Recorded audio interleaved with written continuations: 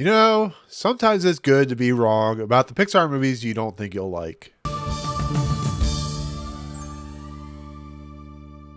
What's going on, everyone? Welcome to Movie Emporium's movie review of the 30th Pixar film, Hoppers. This film is directed by Chong. Okay, ladies and gentlemen, in their 30th film of the Pixar franchise, instead of doing Toy Story 5 as their 30th film, they've released a film called Hoppers, which in essence is a Pixar version of Avatar. So it is, to be fairly honest, but it's about a young woman named Mabel who is very much into protecting her sanctuary, her pond, I guess you could say, that she was with her grandmother for most of her life. And in the process, there is this mayor who's trying to build a new beltway that will consume the sanctuary that she is known to grow and love, and all the creatures have disappeared.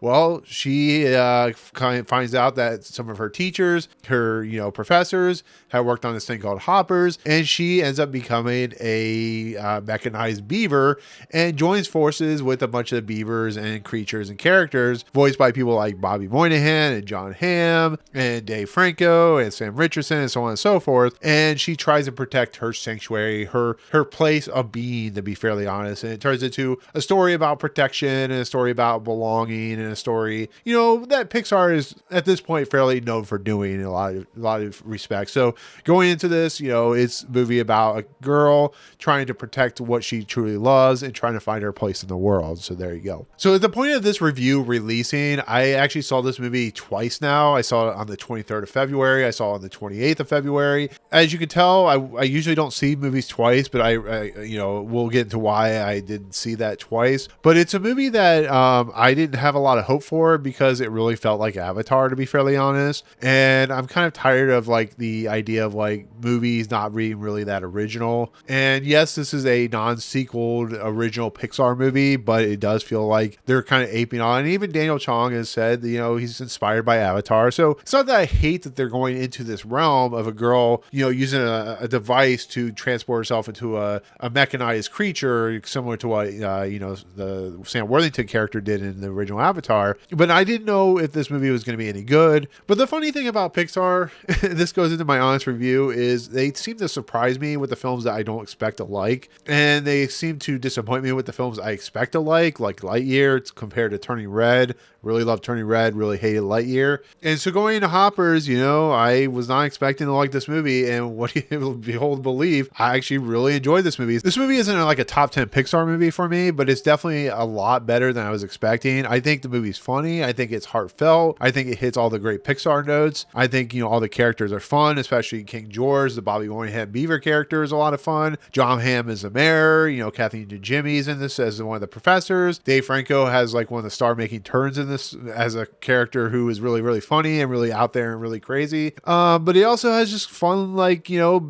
creature characters. The one thing that Pixar is very well known at doing is taking creatures that don't talk and giving them life and giving them interesting ideas and having a lot of fun with it. Bug's Life and, Turning Red, Coco, Cars 3, Good Dinosaur. They're pretty good at allowing creatures to have good personalities. And what's really cool about this movie is that when the Mabel's in the human world, the creatures look like the animals look like the animals, and the beavers have really kind of cute aesthetics when they talk. But when she goes into the actual animal world, the characters look more like lively. They have more facial features.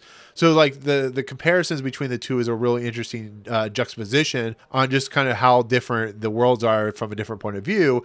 And it's also, once again, it's a movie about dealing with societal differences and how different worlds of view have different meanings and how people look at different cultures and different ideas and kind of playing into that, which is what I think Chong was going for with this movie, is allowing a girl to see different perspectives from different angles and kind of growing from that, I guess you could say. But once again, it's a beautiful looking movie.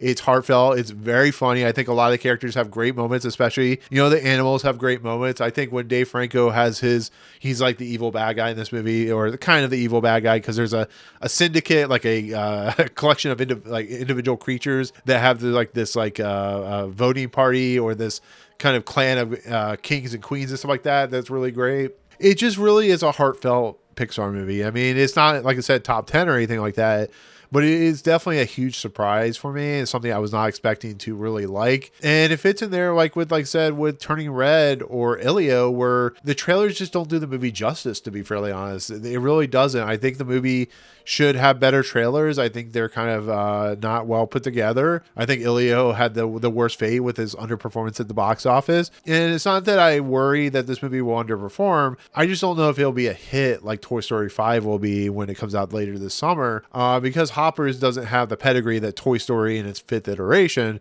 has, in this generation of Pixar, who seems to be struggling with coming out with original ideas that actually work. That's why they keep going back to Incredibles and they keep going back to Cars and Toy Story, because they know they'll make money. Inside Out, and of course, all those types of films. And it really should be noted that this is a wonderful kids movie. It can be a little scary at points. It can be a little scary for kids, but I think the kids will love the animals. I think they'll get a big laugh. There are great Easter eggs to other Pixar movies in this that are actually hidden really, really well, that if you look at it closely, you're like, oh, okay, yeah, I see that from Finding Nemo, or I see that from Up. And they're just great Easter eggs. It's what Pixar is really good at doing, and like the classrooms and stuff like that. You'll find stuff that you'll be like, oh, yeah, I remember that from, blah, blah, blah movie. So Mark Mothersbaugh's music is great. Like I said, the voice acting is, fun and entertaining, and it just has a good time with what it's doing. And overall, I really, really liked it. Hoppers. Is it going to be like in my top 10 of the year? Probably not, but I definitely recommend it. I definitely think it's a movie that, starts out March in a pretty good light. And it's been a pretty good year for movies, to be fairly honest. It's one of the better years we've had in quite a while, which is surprising because January, February are usually terrible months. And here we've had quite some good bangers when it comes out to movies, but people are just not going.